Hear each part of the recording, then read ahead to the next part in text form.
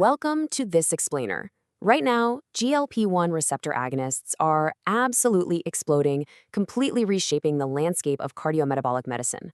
I mean, whether you're looking at modern diabetes management or the massive, undeniable surge in weight loss therapies like Semaglutide and Tirzepatide, we are witnessing a fundamental shift in how we approach metabolic health. So in this explainer, we're going to break down this monumental shift, taking all that dense pharmacology and turning it into clear, actionable knowledge that you can actually use.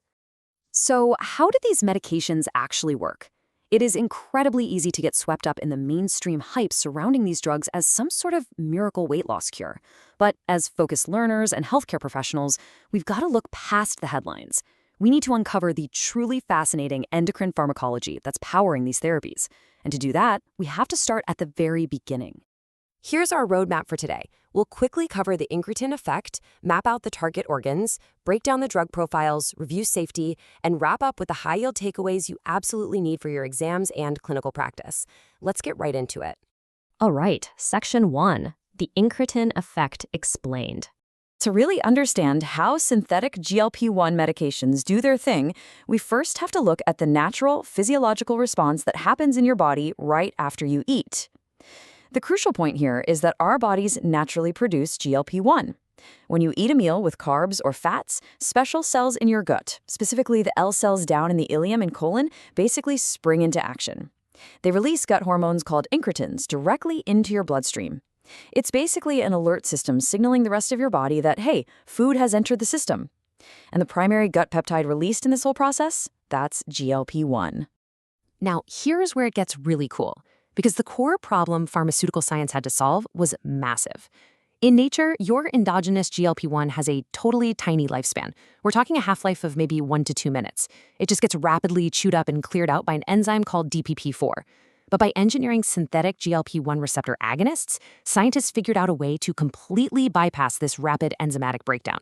So instead of lasting a couple of minutes, these synthetic versions activate GLP-1 receptors across your whole body for days at a time. It's brilliant. Moving on to Section 2, mapping the target organs.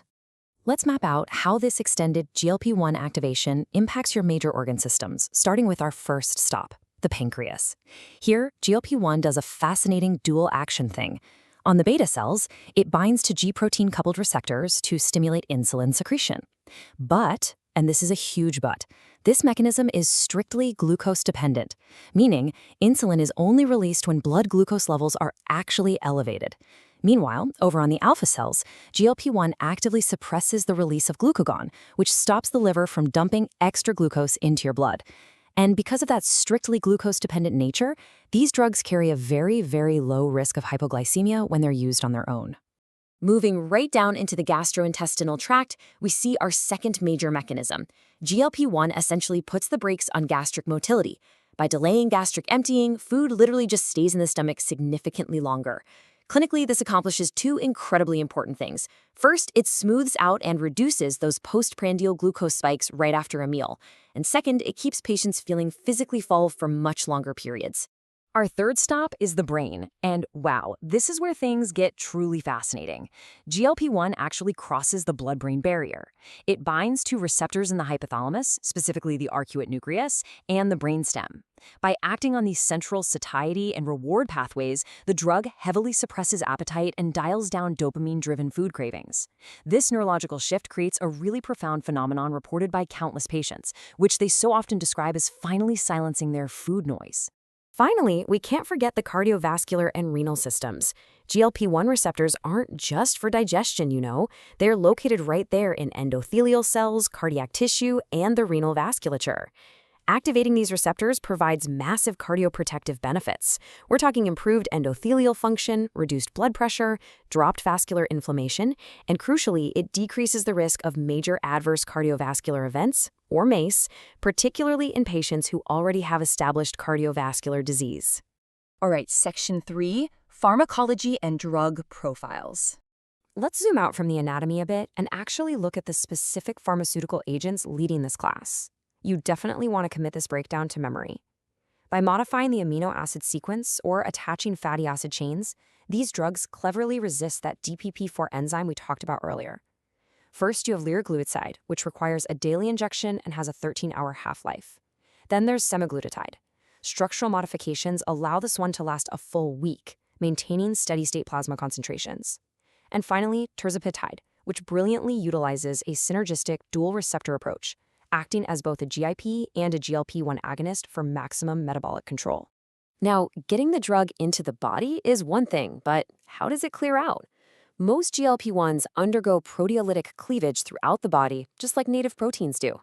But remember this critical point. Because renal elimination plays a highly significant role in this clearance process, you have to carefully monitor and potentially adjust doses for your patients who have severe renal impairment. Next up, Section 4, Side Effects and Safety.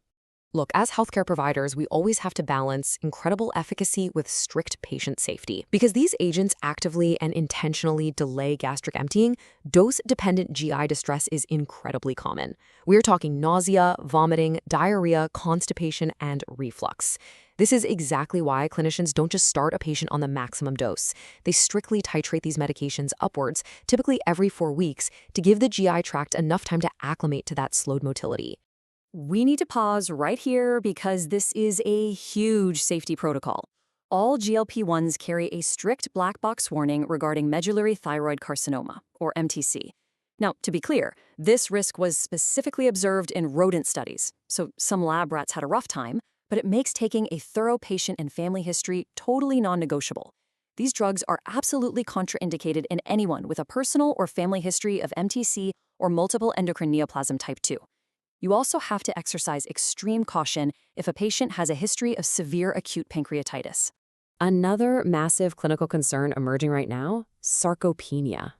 The actual composition of the weight being lost is a huge deal. Rapid, drug-induced caloric restriction doesn't just burn fat, unfortunately. It can lead to dangerous skeletal muscle loss. This is particularly concerning when you're treating older adults, where preserving their lean body mass is absolutely critical to their long-term health and mobility. So, how do we mitigate that? Current clinical guidelines mandate that we don't just hand over a prescription and wave goodbye. We must pair this therapy with progressive resistance training.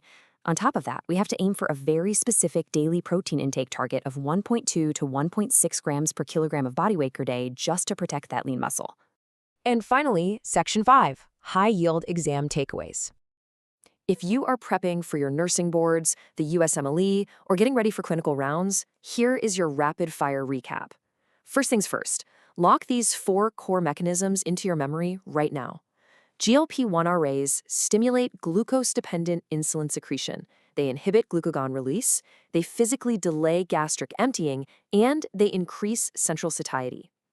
These 4 pillars form the physiological foundation of absolutely everything we've talked about in this explainer. Next, pay close attention here because exam writers love to test on this specific caveat. The hypoglycemia risk is practically negligible when a GLP-1 is used as monotherapy, right? But the safety profile drastically changes if you combine it with insulin or sulfonylureas. In a combination therapy scenario, that risk of hypoglycemia shoots way up. And do not forget your ultimate red flags. If you see a patient in a clinical vignette or sitting right in front of you in the clinic with a personal or family history of medullary thyroid cancer or MEN2, GLP-1 therapies are immediately off the table. It is an absolute contraindication, no exceptions. When you're actually out there on the floor with these patients, your immediate clinical priorities boil down to 2 main things. Number 1, you must continuously monitor their hydration status to prevent dehydration from the highly common vomiting or diarrhea. And number 2, you have to be a fierce advocate for your patients' muscle retention by educating them on strength training and high-protein diets. We are living through a totally paradigm-shifting era in healthcare. The sheer success of GLP-1 receptor agonists has proven that deeply understanding and then manipulating our natural hormonal pathways can yield absolutely life-changing results for millions of people. It is thrilling to master this science today, but it honestly leaves us with an even bigger question for tomorrow. As this pharmacology completely redefines our approach to obesity and diabetes, what other uncharted endocrine pathways are just waiting to transform modern medicine next? Keep learning, keep questioning, and I'll catch you in the next explainer.